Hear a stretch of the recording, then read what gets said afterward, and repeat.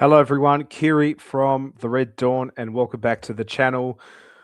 It is Liverpool 3, Crystal Palace 1, and absolute sigh of relief. That was the typical Liverpool performance, dominant, then complacent, and then a bit of individual magic to save our skins. We've beaten a very dangerous Crystal Palace, and most importantly, we've reclaimed our spot in the top four for Champions League football. We are level with Man United with 58 points and with Aston Villa. The momentum it has shifted back to Anfield, and let's break down how we got there for this one. Apologies for no match preview for this game. I did put a post on the channel, but I was quite busy this last week. Didn't have time to do a starting 11 and match preview video. So if you're wondering where that is, yeah, that's the reason why. And to make up for it, I'm going to do a player ratings of each of our signings from this season in Fringpon, in Ekatika, in Isaac, Verts, Kirkes, all those new guys that have come into the side just to make up for it. So stay tuned for that. But let's get into the game. For 45 minutes, that was the Liverpool we fell in love with. I certainly felt that way. The press, it was just relentless. We were winning the second balls before Palace could look up. Alexander Isak, we'll talk about him. His movement was just something else. In the 35th minute, Alexis McAllister, he tries a snapshot. It takes a deflection. And while everyone else is ball watching, Isak is already 3 steps ahead. One touch, that's all he needed for that clinical finish. It's 1-0. And then in the 40th minute, Palace, they have a massive chance at our end. Mateta threw on goal, but Freddie Woodman, who was immense on Saturday, he makes a sprawling save, which was Allison-like. We go direct, 3 passes. Robbo is streaming into the box from the left-hand side, from the left back, and he thumps it home. It's 2-0 at the break. We just look absolutely untouchable. But we have to be honest here. I'm not going to sugarcoat it. While the score is pretty good, you could absolutely take a 3-1 win. I certainly do, but we were poor. We were poor, and there were some aspects of what we have of Liverpool, what they have done throughout the season, and that was that first 25 minutes of that second half. We were complacent. We came out like the game was already won, and we know Glaston's Palace side, they are too well drilled for that. We were losing Jules in the midfield. Adam Warden, he was starting to find some space. Eze began to drift into our lines. And that Palace goal in the 71st, it's a scrappy one to concede. Daniel Munez, he gets goal side at our centre backs, and we just don't clear our lines. And all of a sudden, they get a goal on the board. Nerves are creeping in. You could just feel the tension in the stadium. I certainly felt it watching it from the broadcast. The oh no, the here we go again vibes. They were real. They were absolutely real. And we just stopped playing our football and started playing this safe, sideways possession sort of game, which we have been accustomed to pretty much all season. Yeah, it was back to old habits. And Palace, they were throwing the kitchen sink at us. Woodman was commanding his box.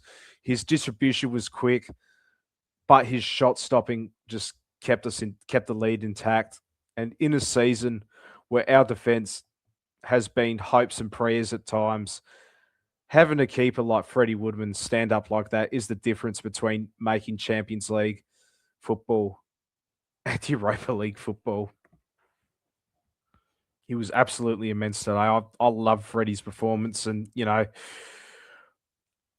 think he's ahead. I think he's ahead of the number one keeper in the absence of Allison. As much as I want Georgie Mamardashvili to succeed at the club, I think Freddie Woodman's just ahead at the moment. But let's get back into the game. Let's talk about the 96th minute. Palace, they're committed forward. and we win the ball, and it's a vintage Liverpool transition. It was the Alexis McAllister show, 2 assists. The vision for that final ball to Florian Wirtz was sublime. Florian Wirtz, he hasn't had the best season, but where we needed a commander, or Alexis McAllister, sorry, he hasn't had the best season. But when we needed a commander in the middle of the park, he stood up and he was the heartbeat of that team. And Florian Wirtz, who I'll talk to now, yeah, look, he hasn't had the easiest last couple of weeks, but that finish from him, oh my God, that was, oh, pure composure. He kills the game, kills the Palace hope, and he ensures the 3 points stand at Anfield. We have to mention the Salah penalty shout. The ref gave it, VAR overturned it, and to be brutally honest, it wasn't a penalty.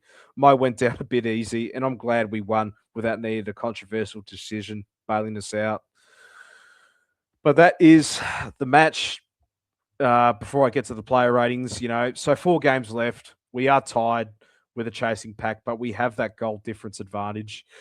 If we play like what we did in that first half, we will be absolutely fine. We will seal that Champions League spot. But if we play like that in the middle of the second half, I'm going to have no hair by May. And I'm surprised I still have hair enduring this whole season.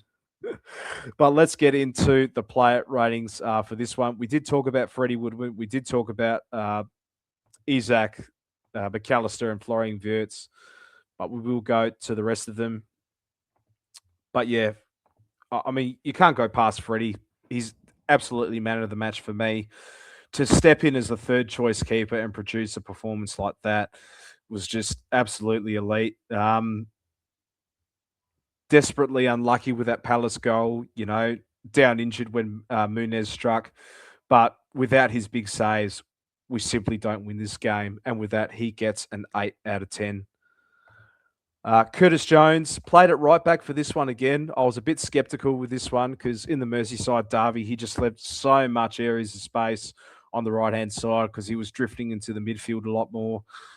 But I thought he was much better. He did the dirty work, and he did the dirty work well. Got the assist for the Robbo goal. It was a perfectly weighted ball. A few loose passes in the second half, but overall a very, very reliable performance at right back. So with Curtis, he gets a 7 out of 10. Ibrahima Konate, he was a physical monster. 9 clearances, dominating the air. And when Palace, they started hoofing it in the last 20 minutes, Ibra was there every single time. He gets a 7 out of 10 as well. Ibrahima Konate, I thought he was good. Virgil van Dijk, I thought he was good too. He wasn't tested as much as Ibrahima Konate, but when we needed the leadership, when the nerves started to kick in, he was there. He gets a pass as well. He gets a 7 out of 10. Andy Robertson, classic Robbo performance. That finish for that second goal was just clinical as any striker. It just felt like a finish by Ian Rush in the 80s.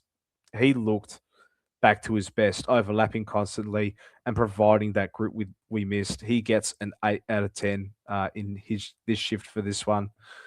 Moving on to the midfield, Dominic Szoboszlai, tons of energy, but yeah, he just lacked that final ball again. He's doing the running. You're always going to get that from him. But we're just not seeing that creative spark we saw earlier in the season. And with that, I'm going to give him a 6 out of 10. Alexis McAllister, who we talked about, 2 assists, the vision for the Wirtz goal, pure quality, and he held that midfield together when Palace were transition heavy in the second half. He gets an 8 out of 10. Florian Wirtz, much better performance from him.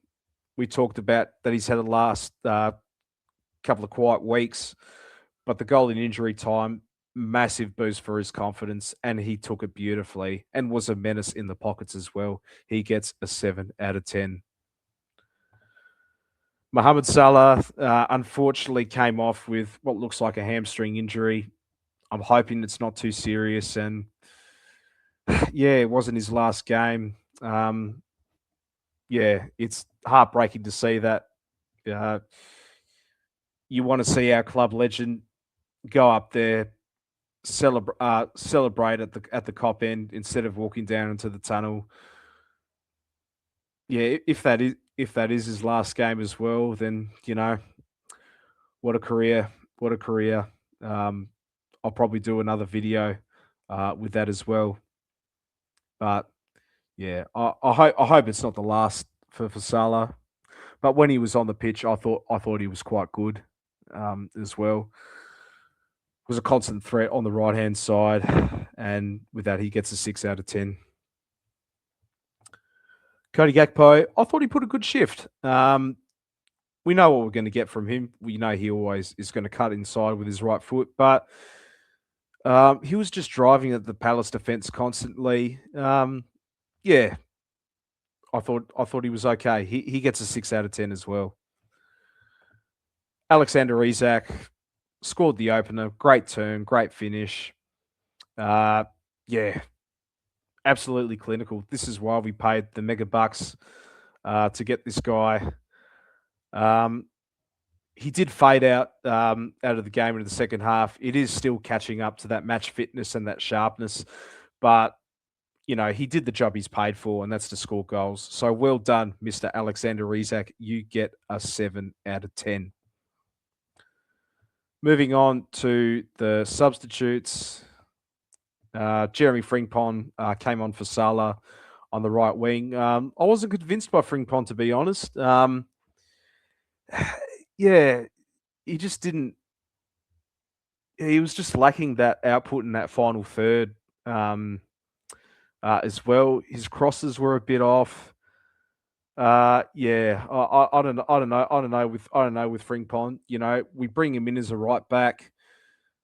When he plays there, he gets caught out on the defensive side, and then when we try to throw him on the right wing, he's just not as imposed or threatening as what Mohamed Salah is. I still think his best position is a right wing back, but with a grade, I'm going to give him a 5 out of 10. Yeah, I don't know. I thought he wasn't at it. Ryan Gravenberch, yeah, he came on a bit of a head scratcher with this one. Came off for Alexander Isak. I would have liked to see like maybe Ria Engamoa come in, and then so Gakpo could shift up into the central position. But yeah, look, I thought Gravenberch was okay. You know what you're going to get out of him. Carries the ball forward, but yeah, he gets 6. Joe Gomez, I thought he did all right.